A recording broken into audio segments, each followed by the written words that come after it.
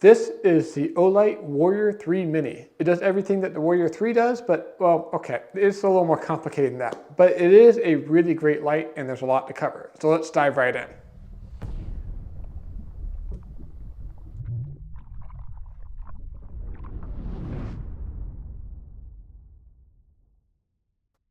Alright guys, so my name's Adam, and today we're doing a very quick video review on the Warrior Mini 3. And this is a really nice kind of miniaturized version of Olight's very popular Warrior 3S. And Olight was nice enough to send this light over to me, and I really like the color. They sent over this bronze color, and I'm really digging it. They have some other colors, but you know, if you can get your hands on this bronze color, it's really nice. It's kind of understated, but it looks very premium. Compared to just like a plain black light, for example. But if black's your thing, they got that too. So in this video, we are going to cover the features of this light, what you get in the box with this light, the size and weight, the different brightness settings and the run times. And then we'll take this outside into the real world so you can see just how bright this beam actually is, and we'll compare it to some of Olight's other products so you can see how it stacks up to some other options such as the Arc Pro and the Warrior 3S, the full-sized one. So there's a lot to cover. Let's go ahead and dive right in. So in the box, when you order one of these lights, you're going to get an L bracket, which is really nice. It's for mounting the light upside down. You know, so you put this in a cupboard or something like that, or your laundry room, and you can just, you know, stick the magnetic tail cap of the light straight onto the L bracket. So it comes with the L bracket. You can either screw that in or use the included adhesive pad, which is a nice touch. You'll get the charging cable, which is a MCC magnetic charger to go on the tail cap to a USB A-type port. So that's the charging cable, which is nice that it's included. And then of course you get the obligatory safety manual and user's manual, which you don't need to watch because you're watching this video, you'll know everything there is to know about this flashlight. Taking a closer look at the light itself, let's just talk about some of the key features and then we'll dive into some more specifics. On the business end of the light, we have a single emitter, and it's a nice kind of cool white beam. And then you got some knurling on the front here. It's not quite as aggressive as the knurling you have on the Warrior 2, but it's still very usable and it won't get caught on pockets or tear your bag and clothing and stuff like that. So that's a nice touch. It has a really nice double bidirectional pocket clip, so you can put it in that way or that way, and it comes off. So if you don't want the pocket clip, not a problem.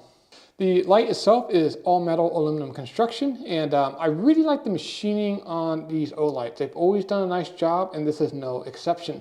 Other light manufacturers, they do a really kind of tight knurling, which is kind of like a weightlifting bar or something like that. This is a little bit more open knurling, so it's going to work really well if your hands are wet or if you're wearing gloves, things like that. And it's not so sharp and aggressive that it's going to, you know, tear into your hand too much. It just has just the right amount of bite. So I do like that. On the end here, like I said earlier, we do have a magnetic tail cap, which is how you attach the charger. It also works for attaching the light to metallic surfaces. As a work light, that's a super handy feature. Unscrewing the light itself, the battery does come pre-installed. You do need to take the protective plastic piece off before first use. And it is a 3500 milliamp hour lithium ion battery, which gives the light really good run times. As I'm putting the flashlight back together, I do want to point out this is a user replaceable battery. A lot of flashlight manufacturers are coming out with kind of flat or slim design lights such as this Arc Pro, which do not have user replaceable batteries. And for some people, that's a big deal. When this battery is all used up, you got to throw the light out. This one, you can replace it. So that's kind of a nice thing about the cylindrical style lights, but it's not a flat design like the Arc Pro. To turn the light itself on, you have the side button, which is a metal button. And then on the tail cap, you also have a tactical button with a momentary on and a full on mode. There's a couple different settings for each of these, which we cover in a little bit. The light itself is an IPX8 rated light, which means it can be submerged down to 1 meter or 3.3 feet for an indefinite period of time. So you can be rest assured, no matter what weather you get caught out in, this light is going to be up to the challenge. Oh, and that LED in the front there is 1,750 lumens, which is super powerful. We'll see just how powerful that is when we get this light outside, but for this size, it's going to be a really hard light to beat. So that's kind of the key features of this particular light. Let's go ahead and dive into some of the specifics. So let's talk about the size and weight of this light, and then I'll compare it to some of Olight's other offerings that you might be considering. The length of this light is 4.37 inches long, and the diameter of the light is 0.91 inches, which is a really nice kind of slim design compared to some of Olight's other offerings. So let's zoom out for a minute and compare this light to some of Olight's other offerings, because I think the size is what's going to be really attractive about this light for most people. First is the Warrior 2. I have a Warrior 3S, but I don't know where it is right now. I think I may have left it in a hotel room on my last trip, which kind of sucks because I really like that light, which is why I was excited to get this Warrior 3 Mini. But it is what it is. The Warrior 2 is pretty much the same size as the Warrior 3S. As you can see, it's definitely a longer light and it's a bigger in diameter light. Now the diameter itself isn't way bigger, but it's definitely noticeable when it's in your pocket. The extra 10th or 1500th of an inch or so really does make a difference, making this Mini 3 feel just a little bit slimmer on your hip. But the Warrior 2 or Warrior 3S, which is this kind of sitting in for, is going to be a more capable light. So between these two, I'm going to say the Warrior Mini 3 is a medium duty light. It's definitely not a keychain light with 1,750 lumens. It is a powerhouse, but it's not a heavy duty light like this Warrior 2 would be. Now that being said, if you don't need a heavy duty light, this is an extremely capable option. Another light you might be considering is the new Olight Arc Pro. This is a really nice light, but again, it's a little bit longer. And the thickness of the Arc Pro is about 0.68 inches, where the Warrior 3 Mini is 0.91. So the Warrior 3 Mini is a little bit thicker, but you do have a shorter light. So, and then of course the width itself is also narrower on the Warrior 3 Mini. So the Warrior 3 Mini is a brighter light at a max output of 1,750 lumens compared to the Olight Arc Pro, but the Olight Arc Pro does have a flood mode, a spotlight mode, a laser, and a UV light. So if you need versatility, the Arc Pro might be the way to go. Of course, it doesn't have the YouTube replaceable battery like the Warrior 3 Mini does. I also have the Warrior X4, which is a really powerful flashlight, but as you can see, it's quite a bit thicker. It doesn't even have a pocket clip. It's not really intended to be a pocketable light, but I know that online it's kind of hard to see the difference in size of these lights without putting them side by side. But since I have all these flashlights, I figured I'd just quickly get them out and put them side by side so you can just see how small and compact the Warrior 3 Mini really is compared to some of the other options that you might be considering. I will bring all these lights out to the outside testing when I get the Warrior 3 out, just so you can quickly see the difference in beam between these different styles of lights. Taking these off the table, let's go ahead and get back to the main subject of the light, the Warrior Mini 3. Now, as far as charging the light, as I said earlier, it uses the Olight MCC magnetic charging cable, and it does come with about a 3-foot long charging cable, and you just plug it into a standard USB-A port, which is pretty nice. Now with a 1.5 amp charger, this will charge in about an hour and 40 minutes, which is actually pretty good. When you're done, you just take it off and the light is ready to go.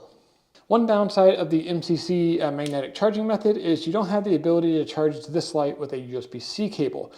For me, that's not a huge deal, but that's just something to be aware of. That's how they get these lights so small and compact. They don't have to incorporate the large port to accommodate a USB-C cable. The magnetic charging coils can just be kind of built into the tail cap there, really making for a nice and slim design. If you wanted a light with a USB-C port, you're going to have to go with either the Warrior X4 or the Olight Arc Pro that has a USB-C port in the side.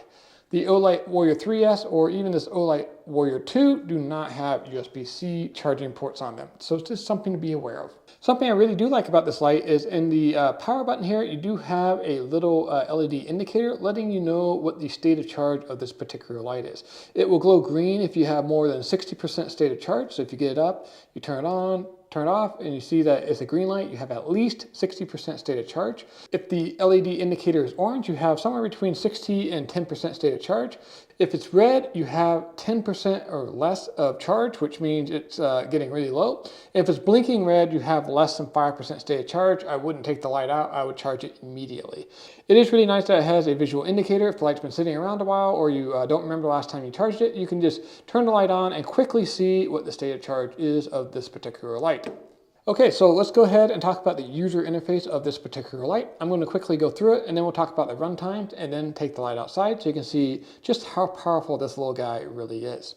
So the two main methods of using this light are with the side button and the tail cap. We'll first start with the side button. Now the first mode to get into is the Moonlight mode, and to do that you have to have the light in the off position and you press and hold. and you might not be able to see it in the studio lights, but it is a half lumens. Really dim, but kind of works for reading maps and stuff like that. And the light has an amazing 100-day runtime in the half lumen mode, which is kind of ridiculous, to be honest. Now to get into the low, medium, and high modes, all you have to do is hit the side button, and it will come on in the last used mode. And so here's the low mode. You just press and hold the cycle between low, medium, and high. Super simple. Low, medium, high, low, medium, and high. The low mode on this light is 15 lumens, the medium mode on this light is 120 lumens, and the high mode on this light is 500 lumens. To get the light into turbo mode, you double press that side button, and you're now in the 1750 lumens mode, which is incredibly bright. You'll see just how bright it is when I get it outside, because obviously in the studio here, it's just overwhelming the camera. So that is the primary modes using the side button. There's a couple other modes. The lockout mode, you press and hold the side button, you'll see the Moonlight mode come on and then go out. And you know the light is in lockout mode because you can't turn it on. To get the light out of lockout mode, you press and hold that side button, and the Moonlight mode will come on, letting you know that the light is ready to go. And you can cycle through the different brightness settings again, just like you would normally use the light. The light does have memory, so when you turn the light off and then turn it back on, it will remember the last used setting if it's in the low, medium, or high mode. It won't remember the Moonlight or turbo mode. Those are considered special modes. Now, after leaving the light out for 5-10 minutes and then turning it back on, it will come back on in the medium mode, which is 120 lumens. So that's something that's a little bit different to know about this light, is it will default to the medium mode after it's been sitting for a while. The final mode you can get into with the side button is the strobe mode. So to do that, you triple click the side button. So seizure warning, 1, 2, 3. You are now in the strobe mode, which is very disorienting, everything you'd expect from a strobe mode. To get out of strobe mode, you turn the light off and turn it back on, and you're now back in the normal modes for the light. Now the tail cap is a little bit different than the side button. The side button is kind of your general purpose button. So the tail cap only has two different modes. You have the momentary and full press, and there's two different settings you can set that up for. The default setting is for half press, you get into the medium mode, which is 120 lumens. And then a full press is the turbo mode, which is 1750 lumens. Now if you want to get into the tactical mode, which is going to be the medium mode and strobe, you would full press that tail cap and then hold that side button. So you can see a strobing there, means you're in the tactical mode. So that means you half press for the medium mode, which is 120 lumens, and then full press for the strobe mode. And that's the tactical mode. To get out of tactical mode, you would full press, hit that side button, and you're back into the default mode, which is my preferred way of using this particular light. So overall, the light is very similar to Olight's other lights. You just use the side button to get into the different modes by pressing and holding low, medium, and high. Double press for turbo, and the tail cap has two basic modes, the medium and turbo. So pretty simple UI, which is something I really like about Olight. There is one other feature I want to talk about here, and that is the proximity sensor. So if I go into the high or a turbo mode and there's something right in front of you, like let's say a window, so you'll see I went to the turbo mode there and immediately stepped down. And that's to prevent the light from being accidentally turned on your bag or your pocket or something like that and burning a hole into your clothing or bagging or whatever. That's only for the turbo and high mode. If you get into that kind of step down mode, you can just override it with double pressing the side button to get into the full turbo mode, which I can really feel a lot of heat coming off it. I understand why they have that. So yeah, it's pretty simple. The other thing to note is if you're in turbo mode and you then point it at something, it will not step down, which is, I think, new for this light. A lot of Olight's other products, you would have it in turbo mode, come up to a car window or something like that, and it would immediately step down to, kind of protect whatever was in front of it, thinking it might be a bag or a jacket pocket, something like that. This light will not do that. It only uses the proximity sensor immediately after being turned on. After you override it or point at something else, the light proximity sensor is deactivated, which I actually think is the correct way to set this light up. As far as the runtime for each of these modes, the turbo mode, which is 1750 lumens, runs for 2 minutes before stepping down into 500 lumens for 210 minutes, which is like 3 hours or something. And then it will step down to 200 lumens for an additional 30 minutes for a total of 242 minutes of runtime. Now, if you're in the high mode, which is 500 lumens, it will run for 215 minutes. then step down into 200 lumens for another 30 minutes, which gives you a total runtime of 245 minutes. For medium mode, which is 120 lumens, it will run for 18 hours, which is really good. That's like an entire day almost. For low mode, which is 15 lumens, it will run for 165 hours, which I don't know what you're doing for 165 hours, but I personally need to sleep, and I'd probably charge the light if I was using it that much. And then finally, in Moonlight mode, which is a half lumen, it will run for 100 days, which is, in my opinion, basically infinite runtime. So I'm really impressed with this light. Between more efficient LEDs, more powerful lithium-ion batteries, it's amazing the brightnesses and runtimes that we're getting out of these smaller lights these days. These are high-performance lights that really rival what was on the market just a few years ago. So I actually just checked this light. It's actually the Warrior 3, and it's basically the same size as the Warrior 3S. I had a Warrior 2, which was, again, about the same size. The Warrior 2 and 3 series are a very similar size format. So let's assume this was the Warrior 2 for a minute. The Warrior Mini 3 would have the same output as the Warrior 2 light when it was first released, which was 1,750 lumens. And you can just see the size difference. So just in a few years, LED and battery technology has just made leaps and bounds. Now this is a Warrior 3, which is basically the same output as the Warrior 3S. So when we're in the outside testing, keep in mind this is a Warrior 3, not a Warrior 2, like I said earlier.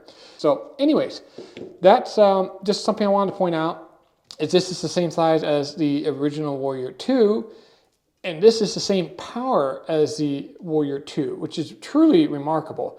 These small flashlights are just getting incredibly powerful. So that's something to think about. If you have a Warrior 2 and you're really happy with it, maybe you want to go with the Warrior Mini 3 because it's got the same output and it's going to be a little bit smaller and easier to carry around. Are you getting value out of this video? Well, make sure to hit that like and subscribe button. It helps the channel out a lot. And to say thank you, here is a picture of a baby panda. Okay, all joking aside, really appreciate the thumbs up and likes. It really helps the channel out a lot. Let's go ahead and get this light outside so you can see just how bright it is. And I'm also going to bring out the Warrior X4, the Warrior 3, and the Olight Arc Pro. These are all great options. I think it's going to be really interesting to see just how powerful this Warrior Mini 3 is compared to some of the other bigger options that you can pick up from Olight. So without further ado, let's hop outside. Hey, I found the Warrior 3S Ultra. Right before I headed outside to do the outside testing, it just was sitting there on the counter. So I'm glad I didn't lose the 3S Ultra, but I am going to go ahead and take the Warrior 3 out so we can test them side by side. But just so you can see, they're basically the same size, and I think you're going to find that the outputs are very similar when we get them out into the testing area. All right, guys, welcome to the testing area, aka my backyard. And we are going to first just do the Olight Warrior Mini 3. We'll run through the lowest to highest settings, and then I'll get the other flashlights out so you can see all the beams next to each other. Okay, first up is going to be the half lumens mode or Moonlight mode. And this is going to be very dim. You're not going to be able to see it very far at all. But if I put my hand directly in front of the camera, you can see it. And again, this has a 100-day runtime. So if you need that longevity, that would be a great option. But it's really only good for like reading, checking stuff in the glove box, stuff like that. It's not super bright. All right, stepping up to the low mode, this is 15 lumens, and I'm shining it on the ground in front of us and stuff, but it's not super bright.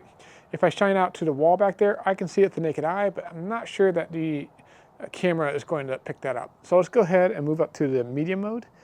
This is a 120 lumens, and you can see this pretty well. This would be great for walking around a parking lot or or putting your keys in the front door, stuff like that.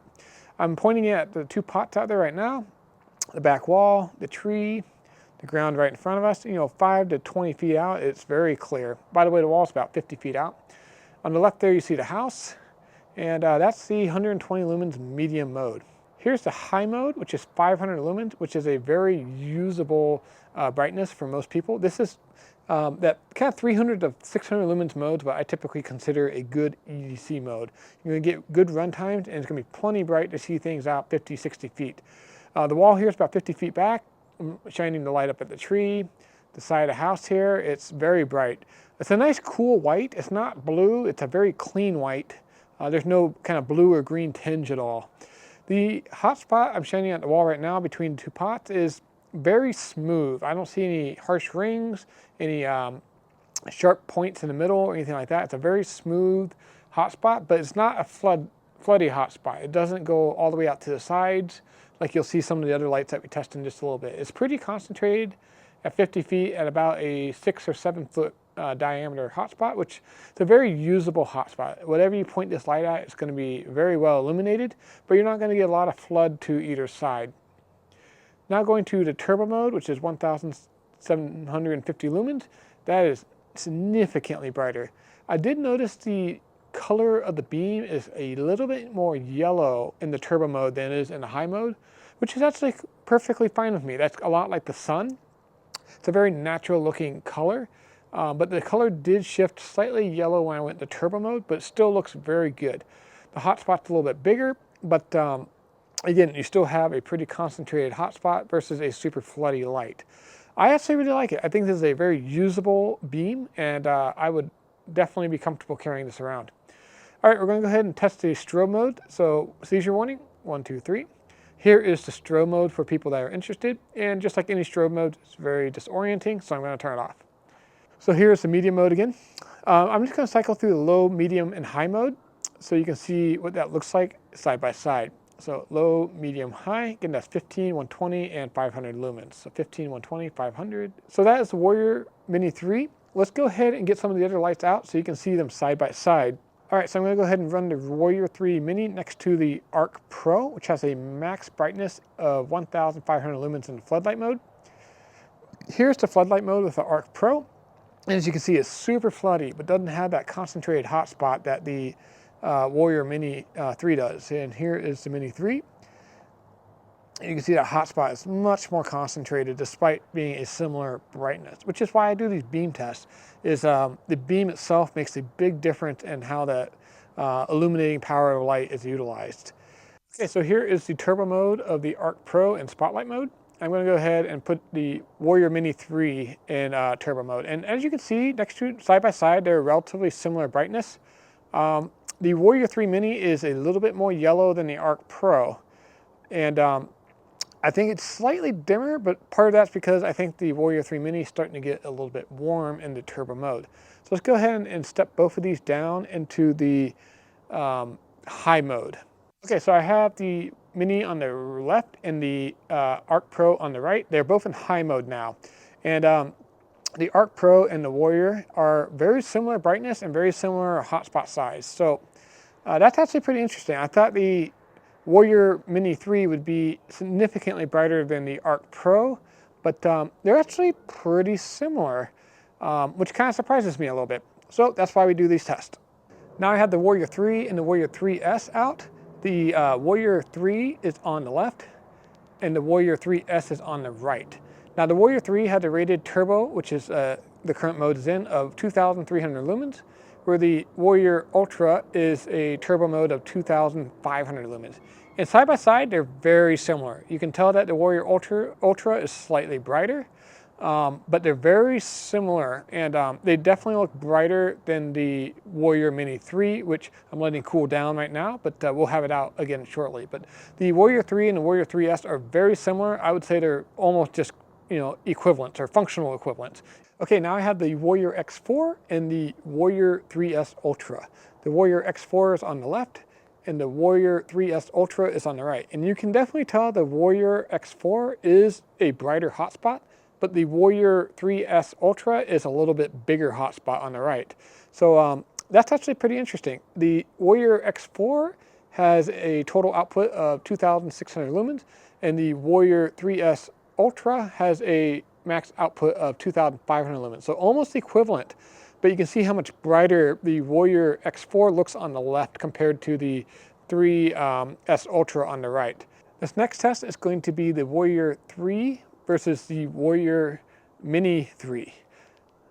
On the left is the Warrior 3, on the right is the Warrior Mini 3. And in turbo mode, you can definitely tell a difference. The Warrior 3 on the left is definitely brighter than the Warrior 3 Mini on the right, which the numbers reflect that. The Warrior 3 has a max lumens output of 2,300 lumens, where the Warrior Mini 3 has a max output of 1,750 lumens. As far as the hotspot goes, I would definitely say the Warrior 3 on the left has a bigger hotspot, but the Warrior 3 Mini on the right has a similar size hotspot. It's not quite as dramatic of a difference as the X4 that we looked at earlier. Okay, here we have the Warrior 3S on the left in the high mode and the Warrior 3 Mini on the right in the turbo mode. And it's actually pretty interesting. They're almost equivalent. The Warrior 3S on the left, to the naked eye, looks basically identical to the Warrior 3 Mini on the right. So that's kind of the difference between the 3S and the Mini, is the turbo on the Mini is going to be pretty comparable to the high mode on the 3S, which means that 3S is definitely going to have the longer run times compared to the Mini 3. But depending on how much light you really need, that might not be necessary. Something else I'm noticing on these lights as we use them, the 3S lights get very hot very quickly in the turbo mode, where the Warrior 3 Mini doesn't seem to get quite as hot quite as quickly, and because of its smaller size, it cools off more quickly than the larger 3S lights. All right, so this next test is going to be completely unfair. We have the Warrior X4 on the left and the Warrior 3 Mini on the right. And the X4 has a significantly hotter bright spot, which isn't surprising. It's a significantly bigger light, and it has the heat sinks and everything to help it cool off. Also, the Warrior 3 Mini on the right-hand side here is starting to get a little bit warm, so I don't think the turbo is quite at its maximum output. Okay, so that was the outside testing. Let's go ahead and head back inside. Okay, we're back inside, and what do you guys think? I am really impressed with this Olight Mini 3. For the size, it's super powerful. I think, lumens per ounce, this is going to be a home run for most people. It's plenty bright for most uses, and I think the smaller, lighter weight size of this particular light is going to make it a great medium-duty EDC carry light. Why do I say medium-duty EDC carry light? Well, it's not truly a heavy-duty EDC carry light in my mind. If you're a police officer or a security guard or something like that, the turbo mode on this just isn't going to have the run times of something like the Warrior X4 here. You just don't have the ability to dissipate the heat like the Warrior X4 would, meaning that the turbo runtimes are going to be a little bit more limited. But I think for most people, it's going to be an excellent option. And it's going to be really comfortable to carry, especially if you're in lighter weight shorts or something like that. This is going to be a slam dunk. Now, I think for 90% of people out there, this is probably the perfect EDC light. It's every bit as powerful as full-size EDC lights were just about 5 or 6 years ago. And, the fact that it's a smaller, lighter weight package with even better run times than those older lights really makes this a slam dunk, in my opinion. Now, if you're looking for a heavy-duty EDC light, you might want to consider something like the Olight Warrior 3S, which is a great flashlight. It's going to have a little bit better run times, and it's going to have a little bit better sustained turbo modes. Or you can go with something like the Warrior X4, but again, this is getting to be a really big light. It doesn't even have a pocket clip. It's really meant to be weapon mounted or something like that. So yeah, just something to think about. The bigger lights do have limitations, or just Warrior 3 Mini is, I think, a really good EDC light for most people. I hope you enjoyed this video. If you did, the best compliment you can give the channel is by sharing this video with a friend or someone you think could use a high quality EDC light, such as this Warrior Mini 3. And I really appreciate you watching. Cheers. Oh, you're still here? Well, hey, check this video out. I think you'll like it too.